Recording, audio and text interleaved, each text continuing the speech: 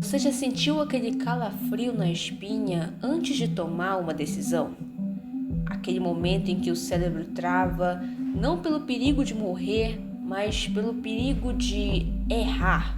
Então, seja bem-vindo ao tema A Psicologia do Fracasso, ou, cientificamente falando, a tiquifobia.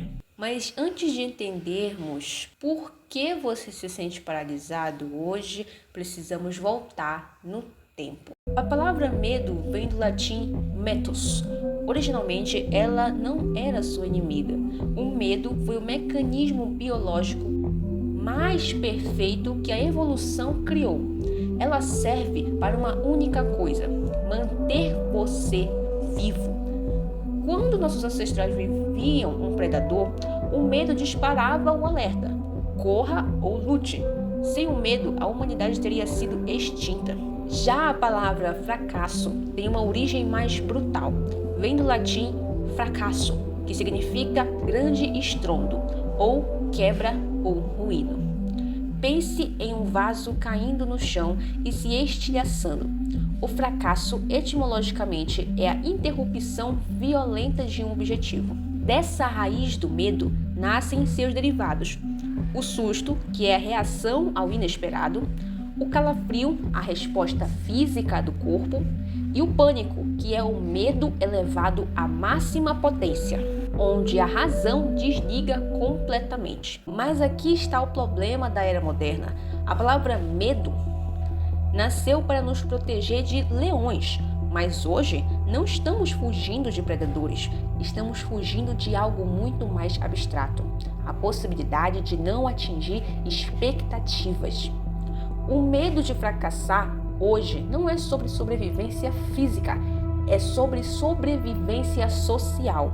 E ao contrário do medo primitivo que nos fazia correr, esse medo moderno faz a gente paralisar. E quais são as cicatrizes que esse medo deixa? Quando o medo do fracasso assume o controle, ele cria uma mentalidade perigosa: a de sempre esperar pelo pior, para não se decepcionar. Nós começamos a menosprezar nossas próprias conquistas antes mesmo que os outros possam avaliá-las. E na vida profissional, isso é veneno, pois você não pede aquele aumento, você não começa aquele projeto, você não muda de emprego porque você prefere o conforto da insatisfação ao risco de crescer. O medo lhe acaba te convencendo de que ficar parado é mais seguro do que tentar voar e cair. No momento amoroso, o impacto é silencioso. O medo de não ser bom o suficiente ou de falhar na relação faz você erguer muros muito altos. Você evita a vulnerabilidade, e quem acaba não se abrindo não se conecta com o outro. E o medo da rejeição futura acaba por sabotar o amor presente. Mas hoje existe um agravante que nossos avós não tinham: a vitrine digital. Atualmente, nós nos desvalorizamos porque comparamos os nossos bastidores caóticos com o palco iluminado dos outros. E essa comparação constante alimenta a ideia de que, se você não é melhor, você não é nada.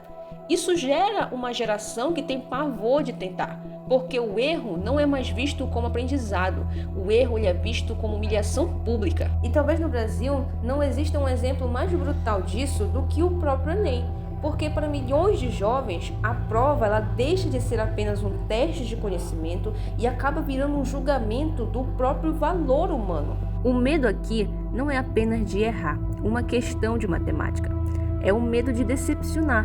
Existe uma pressão silenciosa de que passar na universidade é a única forma de dar orgulho à família. E o contrário se torna um pesadelo. Não passar é visto como se tornar um fardo, um peso financeiro e emocional dentro de casa. O jovem, quando vai fazer a prova, ele acaba encarando aquele papel não como uma oportunidade, mas como uma guilhotina. O medo de ver a decepção no rosto dos pais paralisa o raciocínio deles. E assim, o ciclo ele se fecha, porque o medo de fracasso é tão grande que ele causa o próprio fracasso. Muitos confundem, mas o medo e o pânico não são a mesma coisa. Eles habitam lugares diferentes na sua alma. E entender essa diferença é a chave para não ser destruído pelo fracasso. O medo, ele é racional. Ele é um estrategista cruel, mas necessário. O medo é aquele sussurro no seu ouvido que diz para você tomar cuidado porque existe um risco. Ele deixa você alerta. Por exemplo, o estudante com medo, ele acaba por estudar mais. O profissional com medo, ele revisa o projeto 2 ou 3 vezes se for preciso. Porque o medo, ele desconforta você, mas ele também te mantém no volante. O motorista, mesmo tremendo de medo, ele ainda continua dirigindo. Já o pânico, ele é um sequestro. Ele não é um alerta como o medo. Ele é um pane no sistema. Quando o medo do fracasso evolui para o pânico, a lógica do nosso cérebro ela é desligada. O pânico ele não quer resolver o problema, ele quer fugir da realidade. O pânico é aquele branco no momento da prova. Mesmo você sabendo a resposta, vem aquele pan e você esquece tudo. O pânico ele é a crise de ansiedade antes da entrevista de emprego. O pânico ele é o corpo travando, o ar faltando, o coração parecendo que vai rasgar o seu peito. Por que eles são diferentes? Porque o medo de focar no futuro, ele dá para você o entendimento de e se der errado? O pânico, ele destrói o seu presente. O pânico acabou, não tem saída. O medo pergunta, o pânico sentencia. Pense nisso. Enquanto o medo diz que você pode fracassar, o pânico ele te convence de que você é um fracasso. E aqui eu separei 3 filmes recomendados para vocês, falando um pouco sobre os pesadelos do medo do fracasso, a psicologia do fracasso. E esses 3 filmes retratam muito bem esse tipo de entretenimento e de estudo que é sobre o nosso caso. E o primeiro filme é Whiplash, Em Busca da Perfeição. Este filme é a representação brutal do medo e da mediocridade. Ele mostra até onde um jovem vai para não ser apenas mais um no mundo.